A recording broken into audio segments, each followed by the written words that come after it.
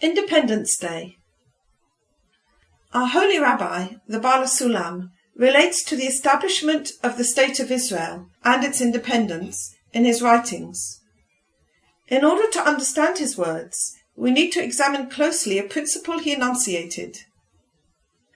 In spirituality, the time of giving and the time of receiving is separated from each other. In this respect, spirituality differs from the physical realm, in which giving and receiving happen simultaneously. However, in spirituality, it is possible that giving may happen at one time, whereas receiving that which is given could take place at a totally different time. When God gives something to the receiver, this means that the receiver is given the opportunity to receive. But in practice, he might not yet have received anything, as he is yet to purify himself and be sanctified until he is fit to receive the gift that God is giving him. So, it could well happen that the receiving of the gift could be considerably delayed with respect to the time of its being given. The other principle we need to look at is that the redemption on the one hand and the perfection of the attainment of the light of God on the other are intimately bound up with each other. The ultimate redemption of Israel, as the establishment of the kingdom of Israel according to the laws of the Torah, and the revelation of God in the life of both the individual and of the community come together. It is a true phenomenon that whoever is drawn to the innermost aspects of the Torah is drawn to the land of Israel. The innermost aspect of the Torah is the revelation of God to his created beings at different levels, revelation after revelation, as cause and effect. Thus, whoever's heart is drawn to meditate on the inner meanings of the Torah is naturally drawn to Israel. Therefore, the promise, and the land will be filled with the knowledge of the Lord, as the water covers the sea, will only be fulfilled at the end of days, at the time of the redemption. The Zohar teaches us that the full attainment of God's light consists of 125 levels, which is the sum of the full complement of worlds, Partsufim, that are spiritual entities, and Sfirot. Only in the days of the Messiah will it be possible for all 125 levels in spirituality to be attained, according to the inner meaning of the scripture, and the land will be filled with the knowledge of the Lord, as water covers the sea, and no one will need to teach his neighbour or his brother, saying, "Know the Lord," for all will know me, from the smallest to the biggest. Isaiah chapter 11, verse 9. Only Rabbi Shimon Bar Yochai and his holy band of the Zohar merited the attainment of the complete light of God. And it is stated often in the Zohar that there will not be a generation like that of Rabbi Shimon Bar Yochai until the days of Messiah. This is why the Zohar made such a strong impression in the world, for it comprises the inner aspect of the Torah for all its 125 levels. Only in the time of Messiah will all the inner meanings and the Zohar itself be revealed, when the generations will be ready for it. We have been given a clear proof that our generation has come to the days of Messiah. For our eyes see that all the commentaries and explanations of the Zohar, which precede that of the Baal HaSulam, only explained maybe 1/10 of the difficult places in the Zohar, and in the little that they did explain, their words are almost as hard to understand as those of the Zohar itself. Only in our generation have we merited the clear light of Rabbi Ashlag, the Baal HaSulam, who wrote the Perush HaSulam, in which he gave the full explanation of the words of the Zohar, such that the clear revelation of the Zohar in our generation is a definite proof that we are actually in the days of the Messiah, in the beginning of the generation of which the scripture says, "And the land will be filled with the knowledge of the Lord, as the water covers the sea." However, in spirituality, the time of giving is separated from the time of receiving. So when we state that our generation is the generation of the days of Mashiach, this is only with respect to the aspect of what we are given. In other words, It is granted to us the opportunity to become the generation of the days of Messiah.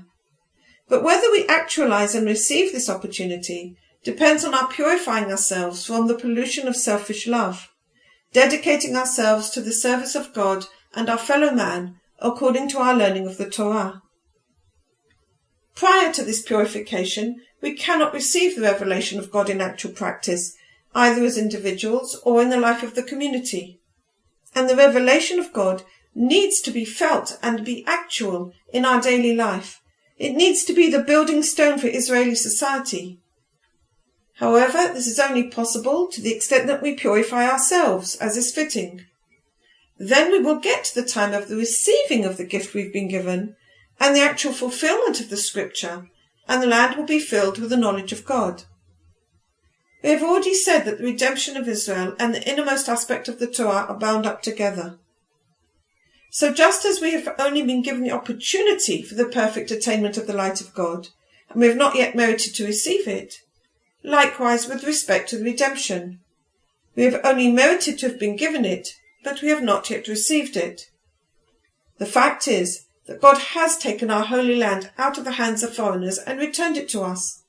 However, the land is still not yet under our authority, because we have not yet come to the time of receiving.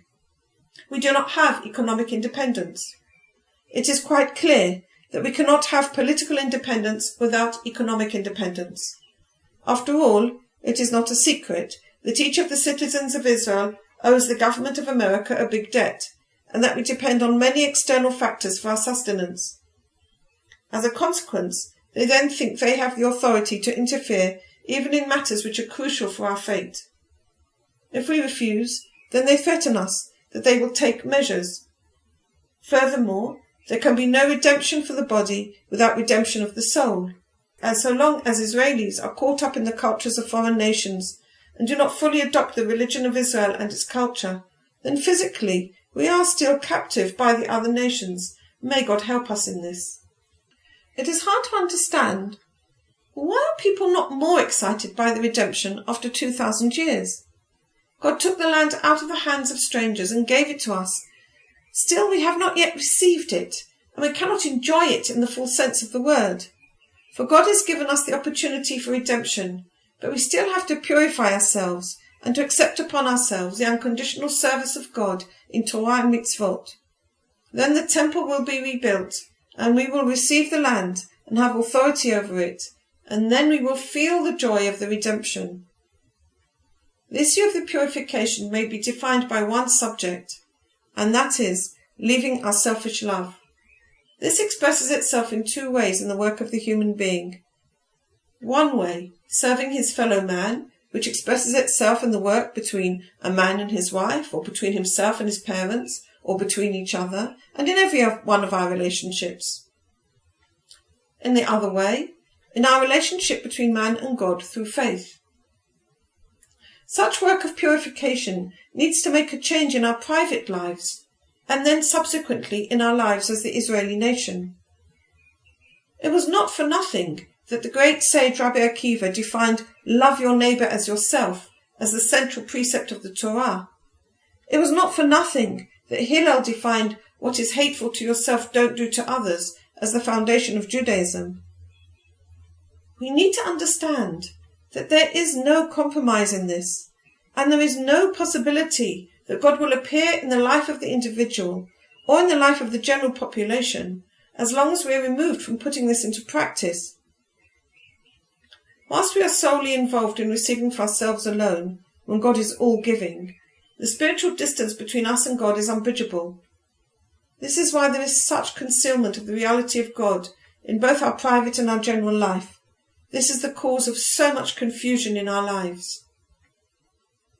In order to change this situation, we have no alternative other than to change the patterns of our life such that we will be fitted to receive from the Torah and mitzvot the light of God that is hidden in them, until slowly we will be able to change the nature of our selfish love. We have to increase our practice of love your neighbour as yourself. I don't mean in some idealistic or philosophical way, but in actual practice, starting with our friends and the people we are close to, seeing how we can help them with their troubles, whether it be with a health problem or a financial problem, or any other way, sharing in their sorrows and rejoicing in their happiness. Slowly a person begins to realize that his happiness is not dependent on the measure in which he can enjoy life, for this is a completely false measure which only distances him from God. But a person needs to understand that his happiness depends on the extent he is able to give good to his fellow being, and thus get out of the bubble of selfish egoism. Of course, the purpose is for a person to come to closeness with God and to love God at the end of the process. But it was not by chance that Rabbi Akiva and Hillel chose to define the essence of the holy work and purification in terms of the love of one's fellow man. For in the relationship between man and God, it is easy for a person to imagine and delude himself, but this is not possible in his relationship between himself and his fellow. When we start to work for the sake of others, we begin to see changes in our daily life, and we will feel the presence of God in a real way in our life, and the concealment of God will lift, and God will become part of our reality of our life, in the manifestation of the innermost aspect of the Torah, as this is dependent on one thing only, and that is man leaving his selfish love. Then changes will also happen in the social and national structure, for the fact that we don't have economic independence can only be blamed on ourselves. If everyone was concerned to lend a hand to help his fellow in the truest way, then we would certainly be able to stand on our feet in an economic sense, and we would also not be dependent on external factors politically, and no other nation would see itself as being in a position of dictating to us our internal affairs. So we see that the independence of Israel and its land is dependent on one factor alone, the development of the love of man in the soul of man, as the means through which to come to the love of God. This is the meaning of the name Israel, for Israel is the letters Yashar El, meaning straight to God, which teach us that through the love of our fellow man we come to the love of God. And then all the works and thoughts of a man are directed to one aim, and that is to do good for the Creator. Nevertheless, even though we have not yet arrived at the full expression of independence, we must celebrate and rejoice on Yom HaAtzmaut, the day of Israel's independence, thanking God for his mercies to us. For he is an expression of his love to us, that he gave us these two wonderful presents, our land and the innermost aspect of the Torah. We need to trust in him, that he will help us. He'll help us put in the labour requisite to purify and sanctify ourselves, and he will not forsake us or abandon us.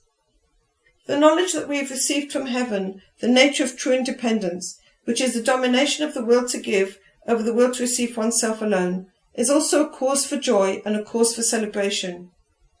That we have not yet reached the full expression of these gifts should not detract from our joy, but we should always look at the cup as half full, and give thanks and gratitude for the gift that we have received, that after 2,000 years of the most dreadful exile, God has brought us back to our holy land, the land in which the eyes of God are on it, from the beginning of the year to the year's end.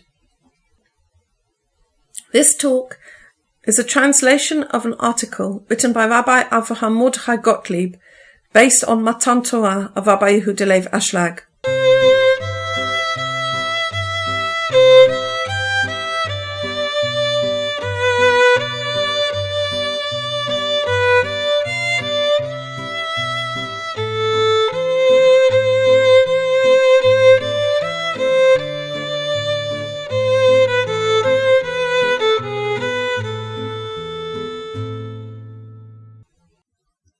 This audio recording is brought to you from the Zohar school, established by Yedidah Cohen for the study of the Kabbalah as taught by Rabbi Ashlag. Studies with Yedidah Cohen are available through the Zohar school online. Details at www.nahoraschool.com or www.nahorpress.com.